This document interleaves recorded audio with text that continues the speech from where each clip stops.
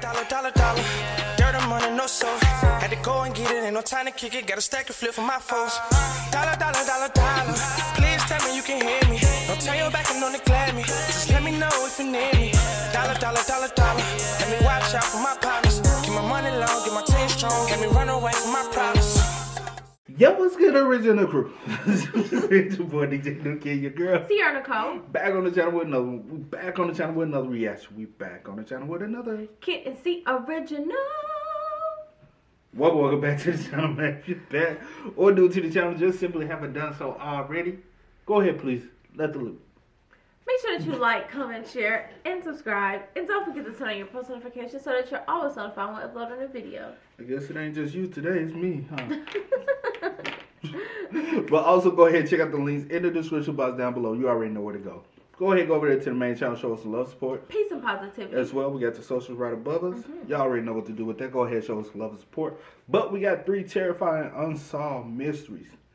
Seriously strange. You ready for this one? I don't know. I don't know about this.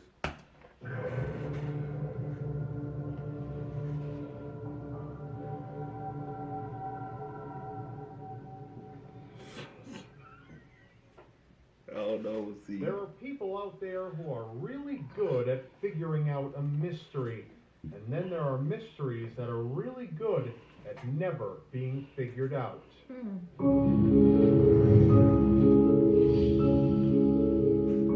coming in like We're back in the day now. okay. Come on, Rob Dyke.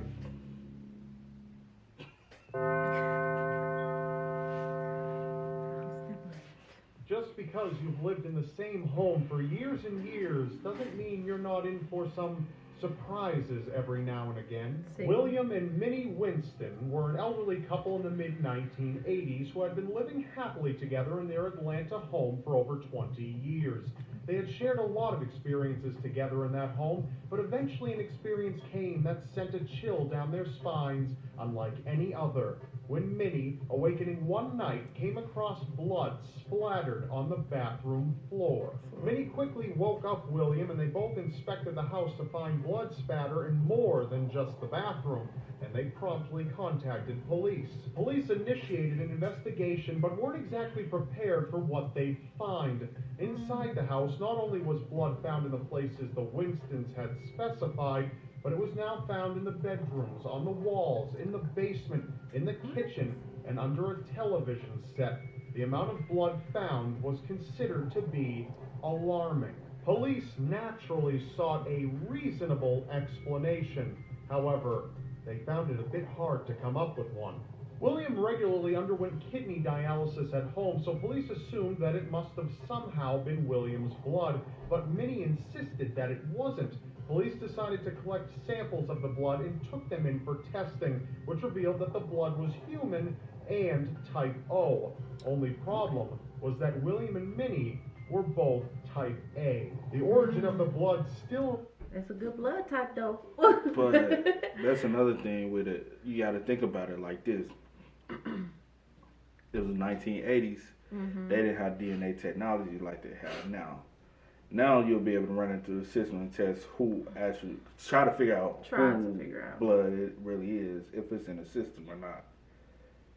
So back then they can just check blood type. They ain't gonna lead you down any.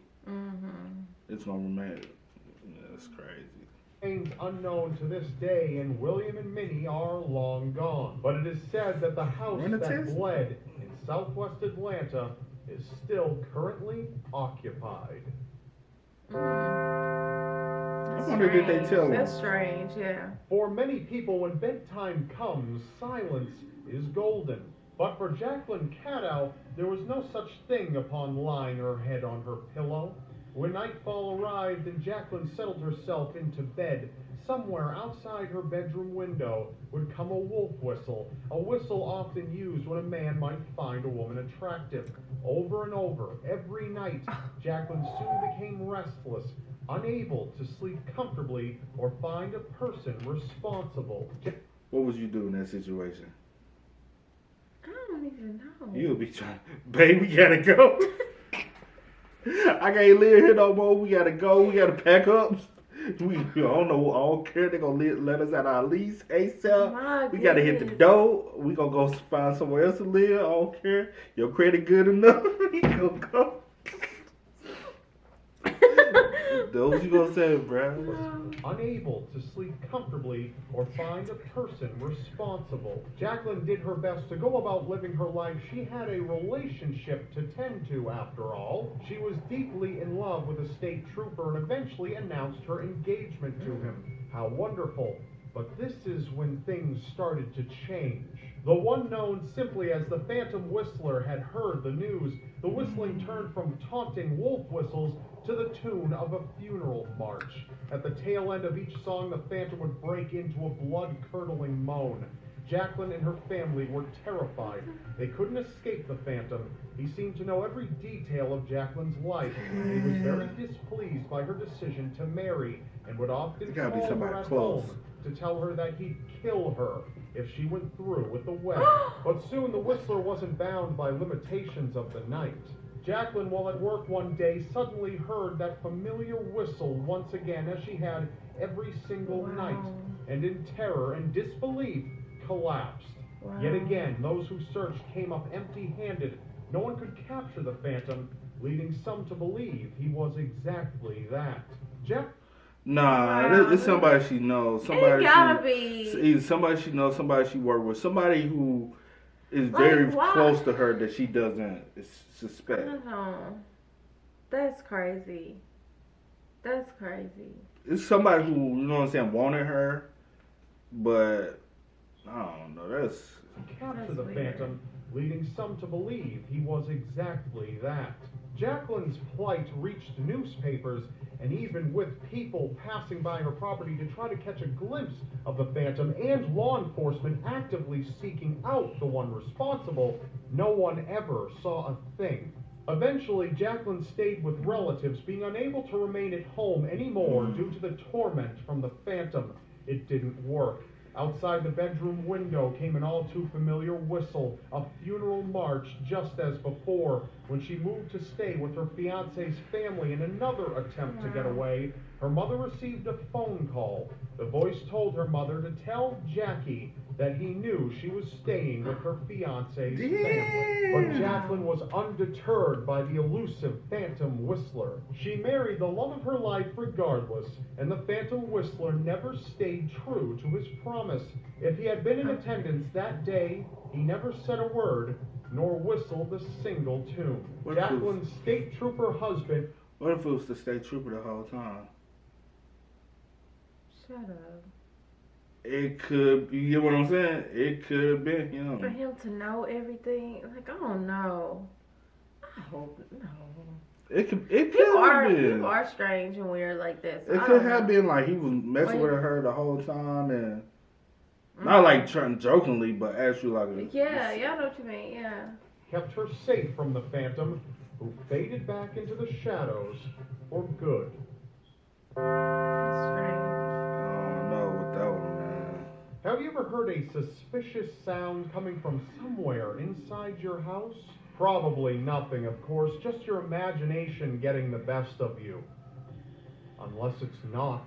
Hinterkaifeck was a small farmstead in 1920s Germany that housed an extended family, an older couple with their widowed daughter and her 2 young children aged 7 and 2. The family also kept a maid in their employ until one day when the maid decided that it was time to go. She complained that the house was surely haunted and that she was very uncomfortable staying there, not worth the money.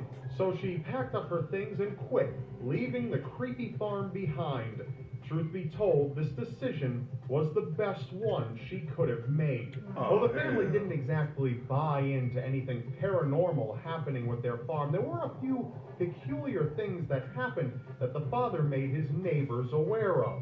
He told them one winter, 6 months after their maid had left, that he had found a mysterious set of footprints out in the snow, leading from the darkened tree line towards his farm. The footprints only went one way and did not extend past his farm and did not return back to the trees. Unfortunately, he thought little of this. The family went on to experience strange noises coming from the attic, some of which sounded like footsteps. They found an odd newspaper that had no place being on their farm, and their house keys went missing. None of this was reported to the police, and the family continued on business as usual, which would turn into a very terrible decision. The family decided to hire a new maid. The woman arrived at the house just before nightfall. Such poor timing. That very night, only hours after the maid had arrived, the entire family, including the maid, were slaughtered. One by one, members of the family were led into the barn, where they were chopped to death with a mattock. The father, mother, their daughter, and her daughter were all brutally murdered. Afterwards, the killer stalked inside the house and butchered the daughter's 2-year-old son in his cot, before moving into the maid's chamber and massacring her. The murders went unreported for some time, as neighbors still saw smoke rising from their chimney. When neighbors notified police that no one from the family had been seen in days, they went to investigate and stumbled upon the gruesome scene. Whoever had murdered the inhabitants of Hinterkaifeck had remained on the property and was even sure to have fed the animals. Though there was a large amount of money and valuables in the home at the time of the murders, it was never touched.